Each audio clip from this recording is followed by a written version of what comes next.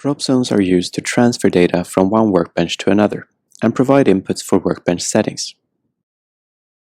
For example, to set the parameters for a bar chart.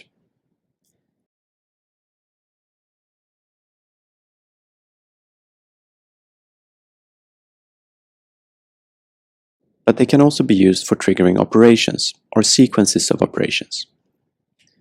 For example, try to drag a text field to the document landscaping drop zone in the scatter workbench. The texts will be clustered based on semantic similarity. If we open the Manage Pipeline bar, we see that this is the result of a sequence of operations. First, the texts have been tokenized.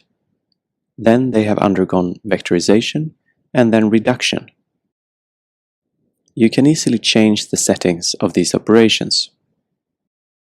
Thanks to the drop zones, you don't need to worry about how to apply these operations one by one, if you don't want to. It's enough to know what end results you want to achieve.